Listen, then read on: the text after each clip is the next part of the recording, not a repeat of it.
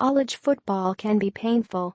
Heartbreak and disappointment are part of the deal, especially this time of year, as games garner more importance and people start to realize if their teams are for real or really out of it. October is the month of discontent for teams whose fortunes have taken a turn for the worse. Coaches become agitated, fans get despondent, and, all of a sudden, players on mediocre teams celebrate cutting a deficit to 3 touchdowns by flipping off the opposing team's fans. And that's just Tennessee. Tennessee fans can't bear to watch much more of this season. Marvin Gentry-USA Today Sports. Misery loves company, and there was plenty of it to go around Week 8. Take the Vols. The big orange machine has been more of a melted creamsicle this season, and fans are diving off Vol Navy vessels to get away from the sinking ship. Butch Jones is at the very end of his leash with fans, and it seems as though each loss is worse than the previous. Saturday was no different, even if number 1 Alabama was the opponent. Tennessee did manage to score its first touchdown since September 23, but couldn't even do so with decency. Daniel Bitchley's 97-yard interception return cut the Tide's lead to 28-7 in the third quarter. That prompted defensive back Rashan Golden's middle finger salute to the Crimson Tide fans behind the end zone. He apologized after the game, saying there was just a lot of frustration that led up to that. After having 66 yards in the first half, the Vols managed just 42 more in a 45-7 Alabama rout, showing once again that, while the Tide continued to race toward the top, Tennessee is racing even faster to the bottom. "We're never satisfied," Alabama tight end Hale Henches told ESPN on Saturday. "We're going to put our foot on the gas pedal and never slow down. It doesn't matter if we're playing the New England Patriots, we're going to try and enforce our will." Golden wasn't the only one to let his emotions get the best of him on Saturday. Florida State coach Jimbo Fisher, who has no doubt lost even more hair coaching through this ugly 2-4 season, got into a verbal altercation with a Seminoles fan after Saturday's 31-28 loss to Louisville in Tallahassee. Advertisement. As Fisher walked off his home field, a fan yelled at him about making changes on his coaching staff, so Fisher reportedly responded by telling the fan to come down onto the field and argue with him face to face. Yes, it was stupid, but when you coach one of the sport's premier programs, you get a little testy when things fall apart like they are for the Noles this season. "There's no reason to be nasty," Fisher said. "But at the same time, defending players and people you're with, I'm in charge of them. I love them like a father. When they say something to your family, you take up for it."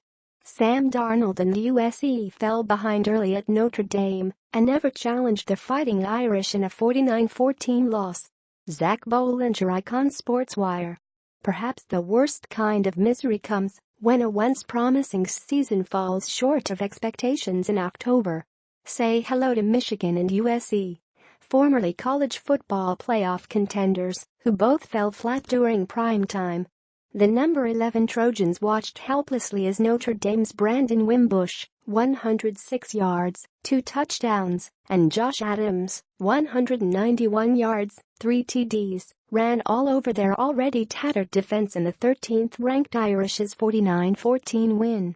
USC quarterback Sam Darnold continues to be a total enigma this season. On paper, his stats weren't bad on Saturday, 20 of 28 passing for 229 yards with 2 touchdowns and an interception, but it's getting harder to defend Darnold when he's either wildly inconsistent with his performances or his team gets blown out at Notre Dame. Now, the player who entered the season as the favorite to win the Heisman Trophy, leading a team poised to reach the playoff, has appeared to be more of a disappointment than a top NFL draft pick. A Pac-12 title is still in USC's sights, but the Trojans' playoff hopes are all but finished with this loss. As for the Wolverines, if that hideous 14-10 loss to Michigan State 2 weeks ago didn't end their playoff hopes, Saturday's 42-13 thrashing by number 2 Penn State certainly did. During the week leading into the game, Michigan coach Jim Harbaugh said his struggling offense needs to be more precise. There was little of that offensively or defensively for the Wolverines, as they were outgained 506-269. Penn State had 506 yards against Michigan, more than double what the Wolverines are allowing on average this season, 223.8. Justin K. Aller Getty Images. Harbaugh fell to 4-5 against Big Ten foes Penn State, Michigan State, Ohio State and Wisconsin. He has been a great off-field storyline in college football since he was hired in 2014, but his big game record has to cause Wolverines fans just the right amount of frustrating pain. Editor's Picks. Power Rankings Week 8. Penn State, Notre Dame make strong statements. The Nittany Lions and Fighting Irish both enjoyed definitive wins that showed they belong in the college football playoff conversation. Alabama, meanwhile, keeps its spot atop the rankings. College football playoff picks after Week 8. Penn State made an enormous playoff statement with its dominant win over Michigan, solidifying its number 2 spot among our experts' picks. And Alabama just keeps rolling along, looking like the clear-cut number 1. In the case of Texas, there is a nagging sense of wondering when the breakthrough is going to happen under first-year coach Tom Herman. The Longhorns missed another opportunity for a signature win when quarterback Sam Ehlinger casually lofted a pass to no one in particular in the end zone and watched the ball get intercepted by Oklahoma State's Ramon Richards to clinch the Cowboys' 13-10 overtime win. A chip-shot field goal was waiting to send the game into a second overtime, but Ehlinger's interception put another painful dagger into the Longhorns' topsy-turvy 3-4 season. Texas was unlikely to really challenge for the Big 12 title in Herman's first year, but you expected the Longhorns to have beaten somebody at this point. Herman had a knack for winning big games as an underdog while at Houston, but the Longhorns have come up short against USC, Oklahoma and now LSU. "I don't know when we're going to break through that barrier," Herman said Saturday. "I thought it was going to be this week.